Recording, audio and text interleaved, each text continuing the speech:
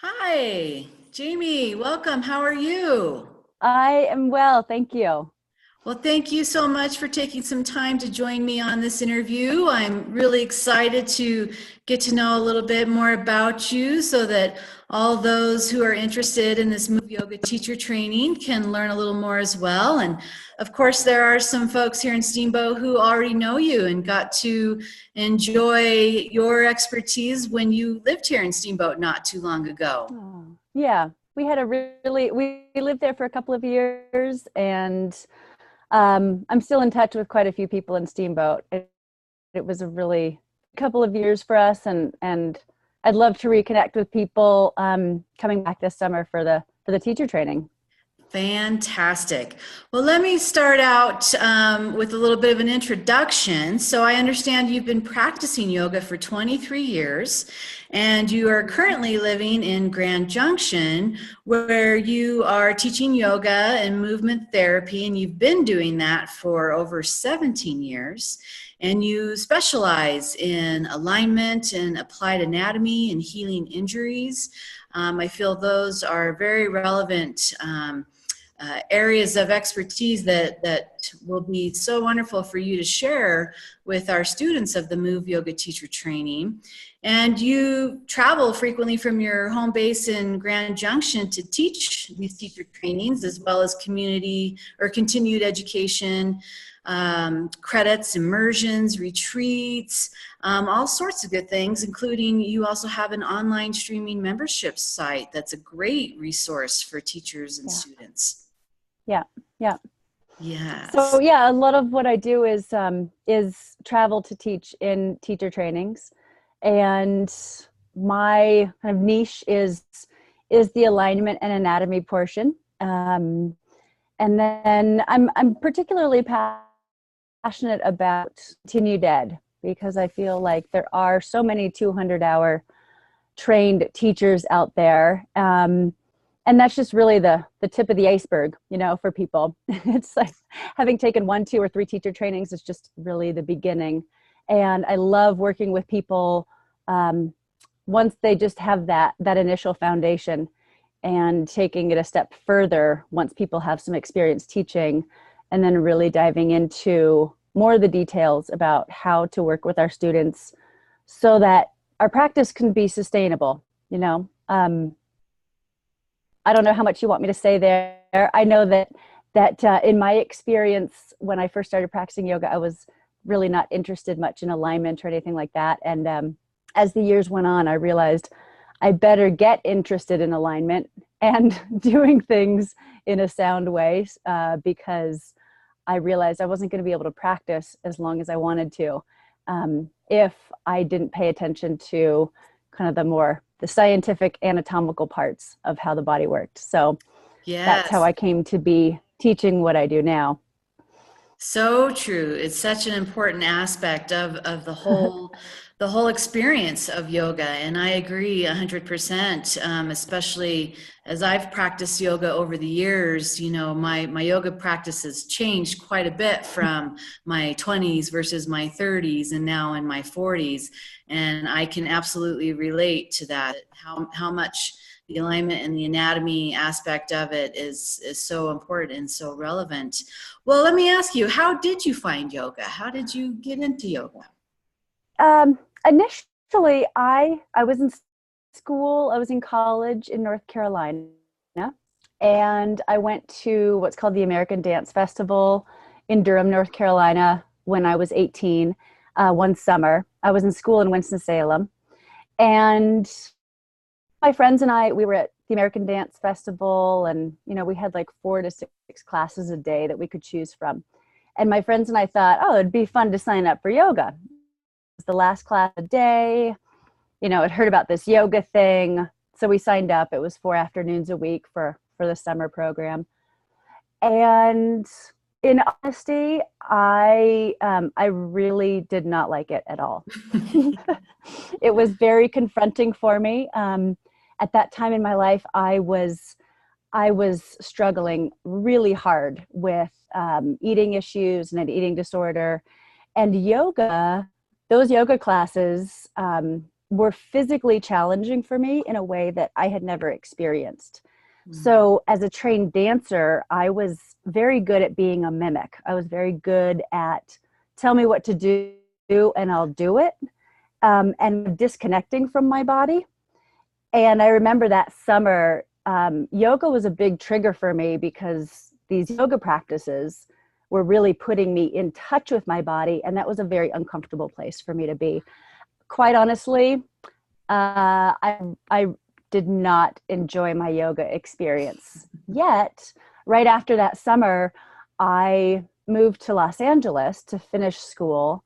And I reached out to the teacher that I had there in North Carolina and asked her for a recommendation of who to practice yoga with when I moved to Santa Monica, California. So there was something in me that knew it was good for me. It was perhaps helping me on an emotional level, although I was not enjoying it in the moment. So that was my first introduction to yoga. And then when I moved to Los Angeles, I'd go to yoga about once a week. That's a whole other story. We can get into it or not. But my first introduction was at the American Dance Festival in Durham. And then I did continue when I moved to the Los Angeles area. Oh, I love that. Thank you for sharing that story. I'm sure there are a lot of people where that will resonate, that initial discomfort on that emotional level, which is, Mm-hmm. I find so intriguing as well. And that's why I'm so excited about that component of our yoga teacher training that we're bringing on, the somatic psychology of it with Livia and Shakti's expertise. Yeah. Yeah. Makes it a very, very nice, well-rounded offering. So, well, let me ask you this. What inspires you to teach other yoga teachers and students?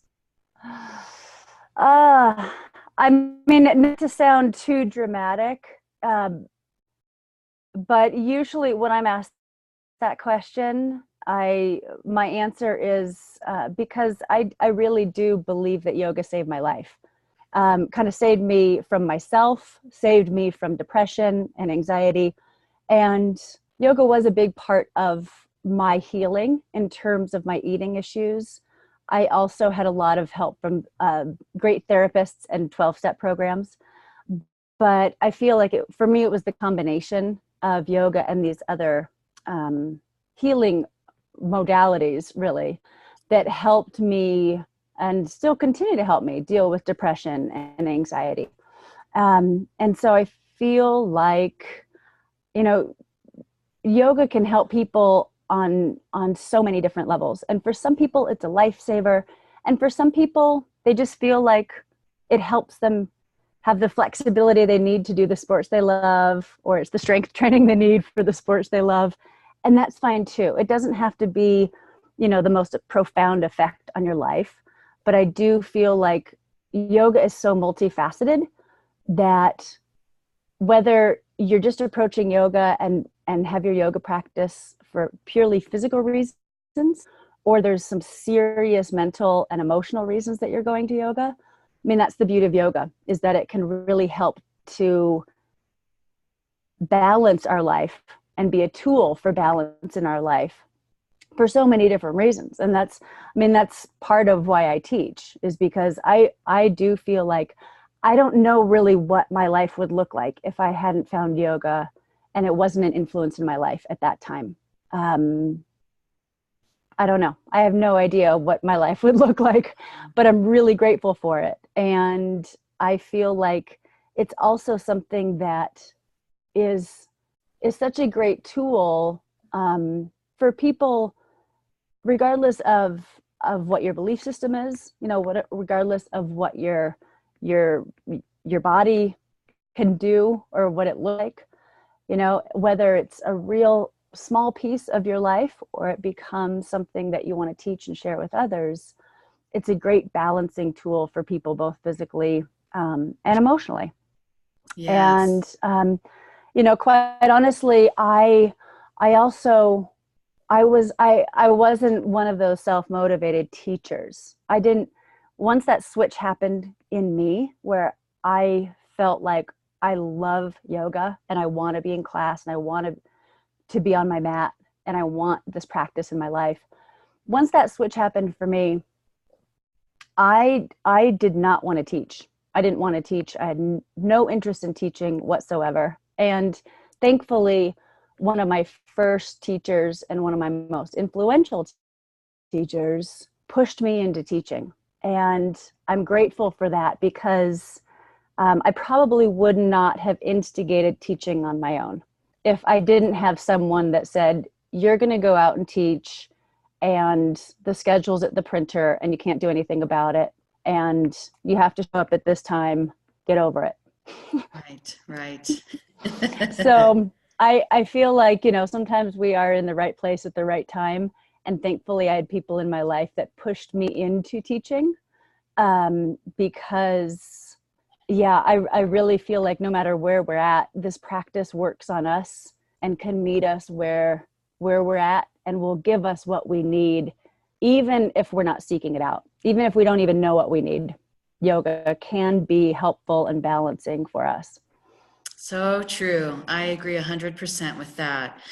Well, why do you think that Move Yoga is a good choice for a 300-hour yoga teacher training? Really because of the well-balanced diversity of the teachers that are involved. I mean, we have, between the four of us, what is it, like 60 years of teaching experience or something? Yes, a lot. Right? And so there's the experience and varied backgrounds. I mean, the fact that in this teacher training, we're bringing the physical aspect of it, and how to heal and prevent injuries and alignment and all of that is kind of my specialty, where the other teachers have this emotional, somatic, and psychological piece that is so much a massive part of yoga, and are very well trained and experienced in those aspects of the philosophy and somatic healing. I think it's an excellent group of well-rounded teachers.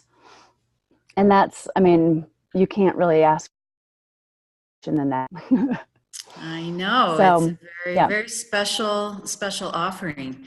Why do you think yoga injuries are on the rise? Well, I think that I think that's kind of multifaceted. I think that it's really easy, especially with media and social media, and that yoga has become such a visual art in a way, that it's been really easy for the yoga community and the yoga world to go down this path of bigger and deeper and more extreme in terms of our posture practice. And because, I mean, the human body can be seen and used like as an art.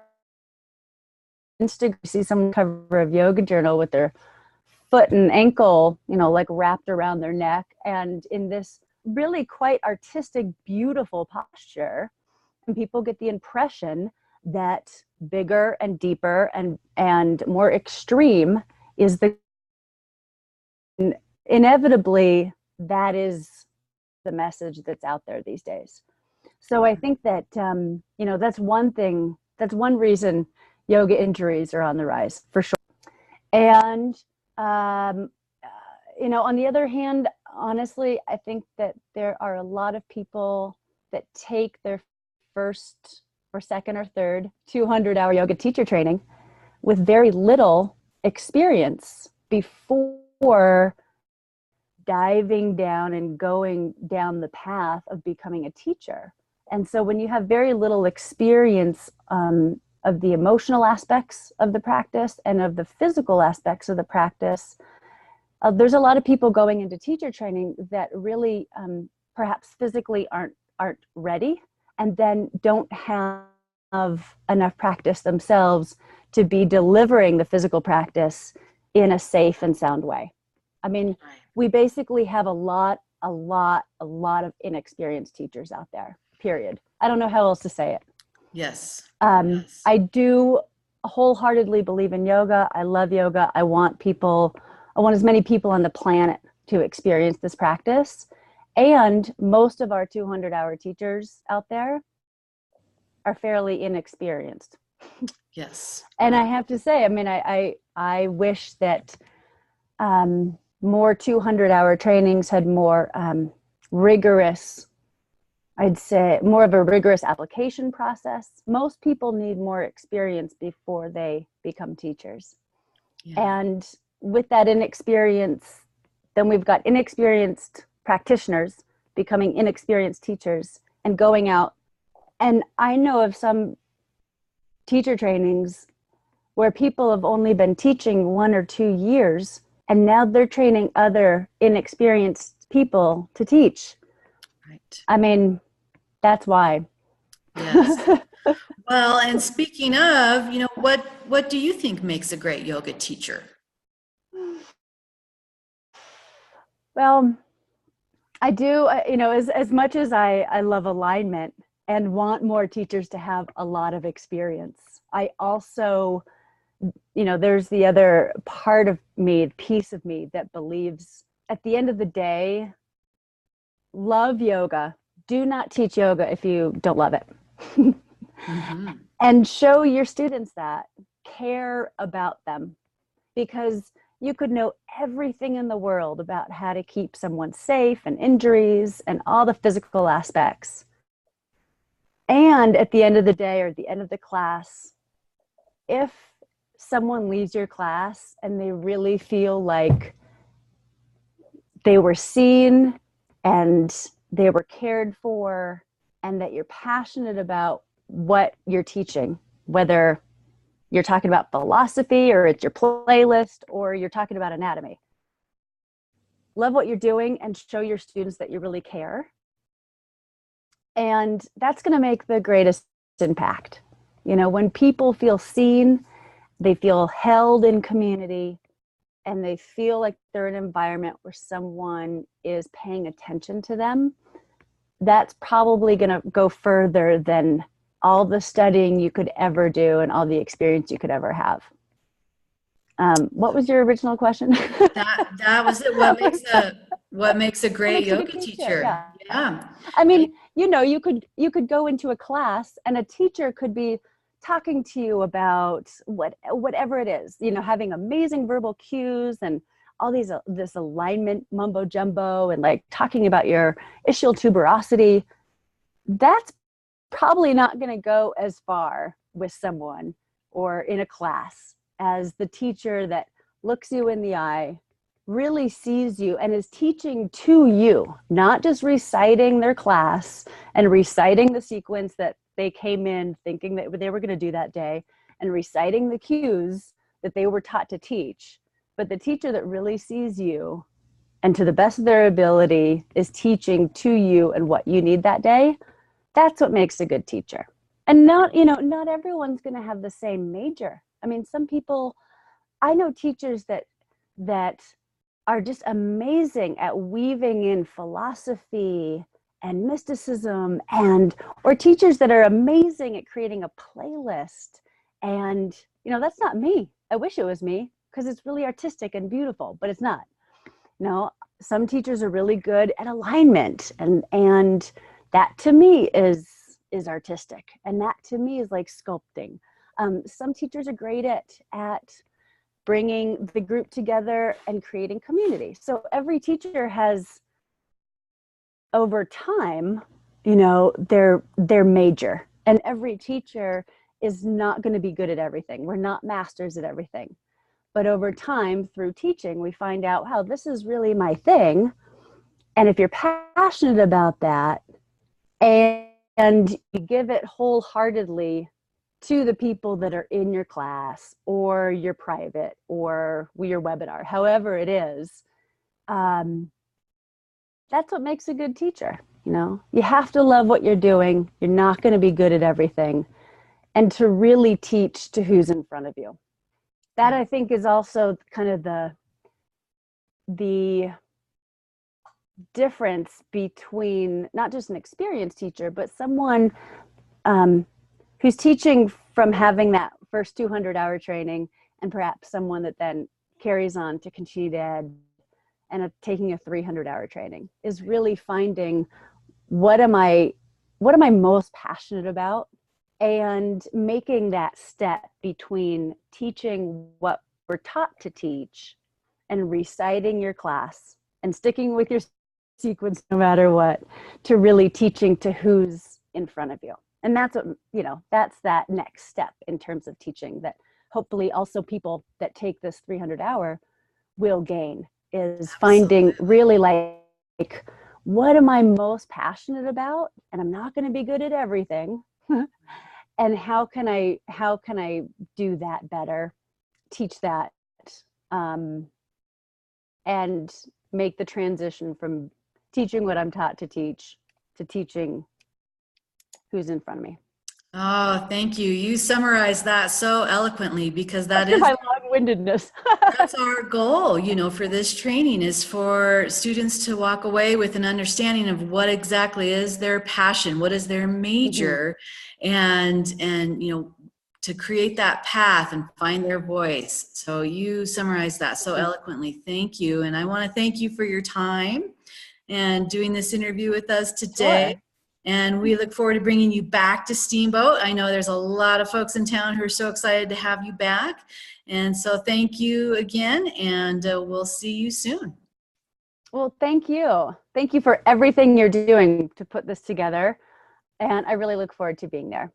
Oh, thanks, Jamie.